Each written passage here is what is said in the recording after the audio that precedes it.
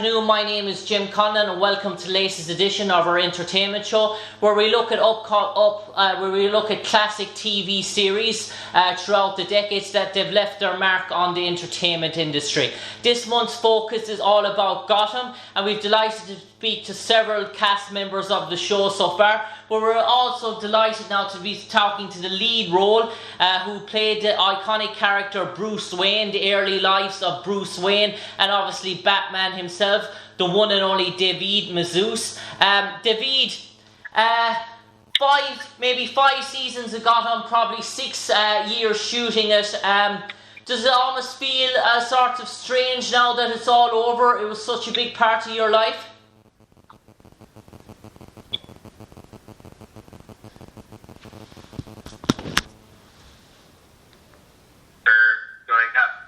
From 13 to 18. So absolutely, it was a bit weird, definitely an untraditional childhood, but I loved every second of it, and it taught me so much. I think it made me grow up a lot faster too. And David, how did the opportunity come about for you to get cast as a young Bruce Wayne in Gotham? And was it a long audition process? How did you to go up against some really talented young actors to land the role? And was it one of those roles that it was very much in the balance whether you were going to get the lead role or not? It was very mysterious to me when I was first auditioning for it. I didn't know much. I knew that it was going to be some kind of prequel series to the world of Batman. I didn't know much beyond. I knew that I was auditioning for the role of Bruce Wayne. I know some of the other cast members didn't know which roles they were auditioning for even. But the size that had for the audition, it was just one scene. It was a boy and his therapist, and he had just lost his brother. And the therapist is asking him to think back on any good memories that he has with his brother. And he tells a story of when him and his family went camping, and him and his brother were sitting, they climbed up a tree, and an eagle landed in the branch next to them in the tree, and it was just a very mystic experience. And it's a very emotional scene. But, kind of through that, through the intensity and intelligence that the character showed in that scene, I kind of got the vibe that they were going for with Bruce Wayne, the show. And it was a very grueling audition process. It took many months, took many auditions. I went in many times. In the final testing week, when they asked me to come in and test, I went in 4 times in a week. Okay. And they actually had the hairdressers from The Mentalist, who they were wrapping up at the time. But Bruno Heller, who created Gotham, also created The Mentalist, and they had them cut my hair to look more like Bruce Wayne and style it. And they told me to wear a Brooks Brothers shirt. My mom and I went shopping for it. So I looked like Bruce Wayne as much as I could for the audition before I even booked it, which is pretty unheard of. But just because there's so many cooks in the kitchen with casting a role like this, there's a whole board of Warner Brothers executives, a whole board of Fox executives, as well as the creative team of the show, the executive producers, the other actors who've been cast, writers. So just because there's so many people who have to okay that kind of decision, I had some people that were rooting for me from the beginning and some people that came along a little bit later. So it was definitely a very stressful and long process, but it landed me where I did, so it was all worth it. And David, in terms of, you mentioned that, and in terms of tryouts and auditioning sort of process, did you ever read with Sean Pertwee, who played Alfred Pennyworth, before you landed the gig, or was it very much when you arrived on set you found out you were going to be working most of your scenes, particularly in the early seasons with Sean? Yeah, it was definitely, I didn't know him, and I didn't meet him, and I didn't read with him before, but absolutely one of the people that I've learned so much from, just in my career as a whole, and especially on Gotham. Every second that I had the opportunity to work with Sean has an absolute blessing. And can I ask you, David, in terms of the location, we see this sort of Gotham, sort of the picturesque sort of house of the Wayne sort of mansion. But in terms, was it mostly shot in the studios, in the Steiner studios, and that room where we always see you and Alfred in, was that a sort of room on the set there in the Steiner studios in New York? Yeah, that room was a room at Steiner Studios, but one of the things that I loved about Gotham is that we had a lot of location shoots, really limited and also like there were different every episode. The set dressing team got so creative with it, but also what I was gonna say was that we shot so much on location. We really took advantage of being in New York City. We shot in all 5 boroughs. We shot in Upstate. We shot in Long Island. There's parts of New York, different parts of New York, all parts of New York, all over the show. So it's something that's really cool. It really felt grounded in the city that we were in, because Gotham is such a stylized version of New York City.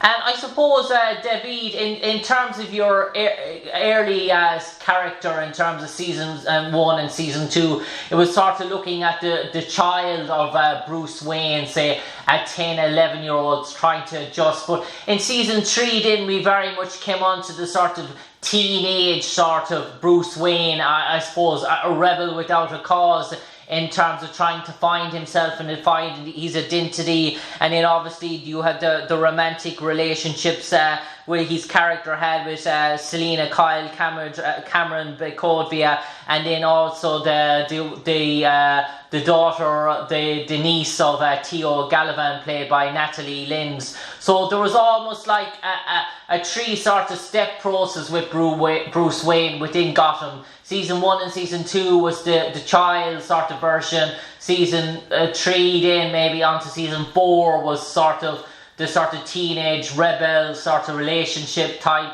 wanting to get away from that responsibility.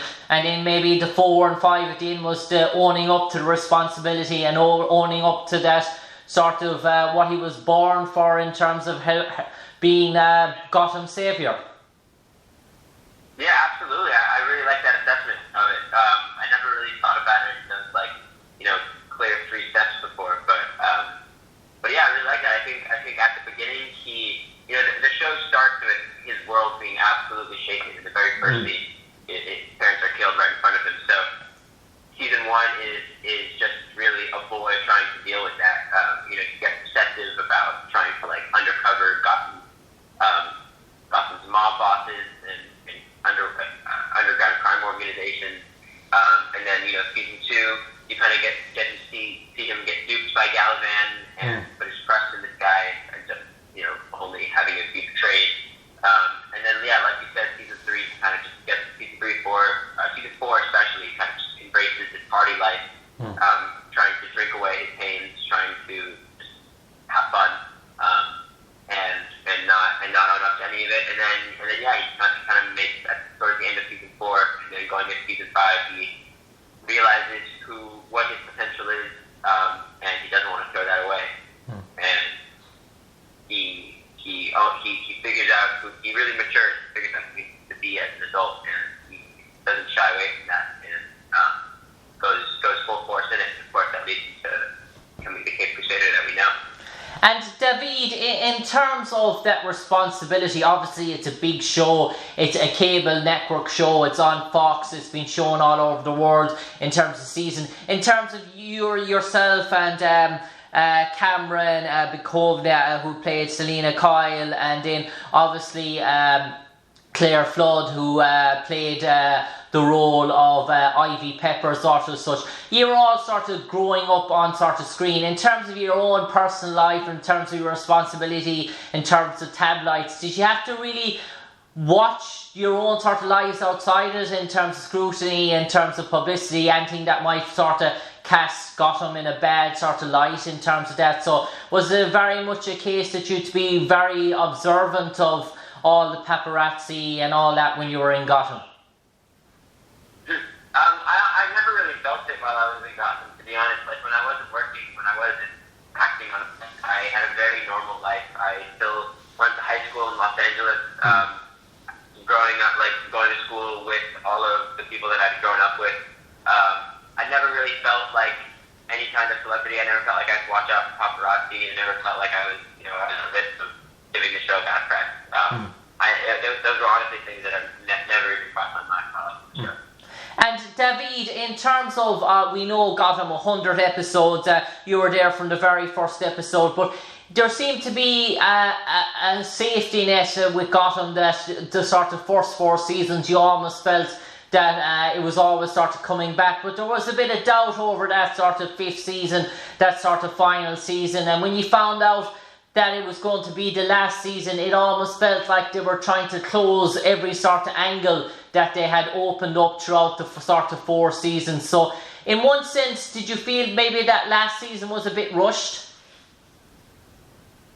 No, I actually feel the opposite, because I think it would have felt rushed if we, didn't know that it was going to be the last season, and we kind of had to guess. But, I mean, and yes, it was a shorter season than the other ones, and yes, we didn't know it was the last season, but I think that was all intentional. That when they picked us up for season 5, they said it was going to be the last one. So we knew, like, from the very beginning, that whole last year, that this was the end. And it not only gave the show and the writers' room time to think of and create closure for the fans, but also for all of us, working on the show. We had a year to internalize that it was going to end and say goodbye to each other, which I really appreciated. I'm very thankful for Fox for giving us that opportunity.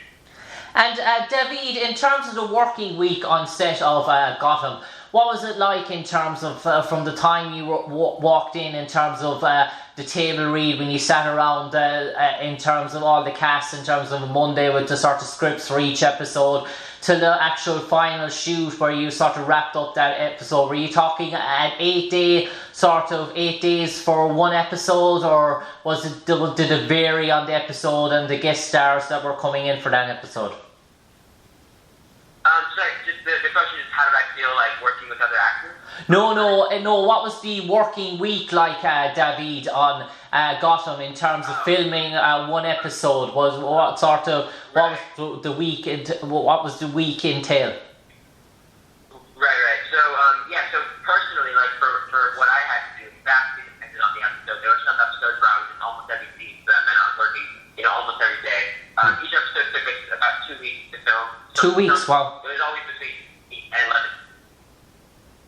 Okay, so good time.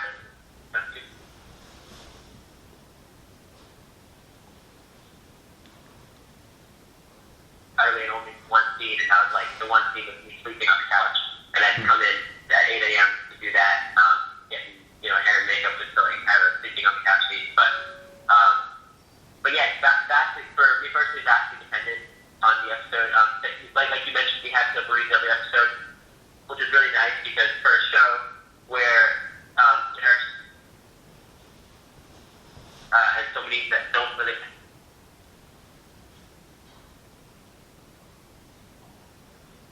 It was really going into this project. It felt so big, and we all felt like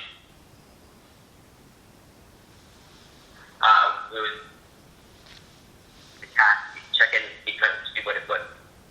And David, yeah, and David, in terms of Gotham, in terms of its mark on sort of your career, did it almost feel that you've sort of got having that big massive series under your belt, or in terms of projects, in terms of the future? Are you looking now in terms of independent projects, films, or you've given so much years to Gotham, would you ever consider doing that stint on a TV show again in the future? Absolutely, yeah, I loved it. I loved being able to grow with the character like that and explore different sides of the same person for 5 years. Definitely an opportunity that I am so thankful as an actor that I had. And also as a person, like having a consistent thing to go to, a consistent job that you're really excited about continually, that so many people around the world are really excited about. To have that, like, to kind of come back to day in and day out was just nothing short of a blessing. And for the future, yeah, right now I'm in school at Stanford, so that's kind of going to be my priority for the next couple of years. But beyond that, I absolutely want to continue acting, and I'd love to do it in a TV show. I'd love to do movies. Honestly, for me, what's most important is the goal and how I connect it. So anything that fits that criteria, I'd love to do. And I suppose, David, lastly, before I let you go, in terms of Gotham, in terms of all the backstories of all the sort of characters, and I don't know yourself growing up, were you sort of a Batman sort of fan? Was there ever a character, a guest villain, or another sort of role that you actually saw in the Gotham, and you said, if I wasn't playing my role of Bruce Wayne, that I would actually have loved to have played that sort of character, or even if I was in disguise or something, there would have been some role or some sort of villain that sort of really appealed to you in terms of being on the scene or the set? I'm sorry, you actually cut out there for like the majority of that question. You can just repeat it one more time. No problem, David. I'm just saying, in the time you were in Gotham, in terms of all the guest characters and the guest villains that came across, was there ever a character that you sort of liked in terms of the role, as to say to yourself, well, if I wasn't Bruce Wayne and I could dress up and play one of those sort of characters, what would it have been? Was there a certain character you said, wow, that's a real cool character? It's so, like, as you were asking that question, I was running through the Rolodex, of all those, like, crazy, wacky characters that would have been so much fun as an actor to tackle and think about how they, could be brought to life in this very stylized, crazy world that was Gotham. It's so hard for me to pick one. Like, I think being Mr. Freeze would have been so cool. I think being Hugo Strange would have been awesome. And of course, like, I don't think I could have ever done a better job than the people that played these people, like B.D. Wong and Nathan Darrow. Like, they absolutely killed it. I thought that Corey Michael Smith, I'm still in awe of his performance as the Riddler. I think that the way that his character slowly progressed, it was very much like a very slowly burning candle throughout the show, was so real and was so fun to watch, because it had such kind of, grounded beginnings and such insane endings by the time the show ended. The transformation and the progression from one to the other was so much fun to watch, and I think, yeah, just as an actor, he absolutely murdered that, unintended, because he murdered a lot of people, but he absolutely murdered that role. On that note, David Mazouz, an absolute pleasure talking to you today to relive your memories of playing Bruce Wayne, obviously Batman, in the iconic cult classic TV series, which is our feature this month, Gotham. 5 seasons, 100 episodes, no doubt, David, you've left your mark on the Gotham series, and hopefully it's not the last time we'll see you wearing donning the costume of the Cape Crusader. But for the moment, David Mazouz, you were Bruce Wayne in Gotham. A pleasure talking to you, and best of luck in your future endeavours. You as well. Have a great day. Cheers. Thank you.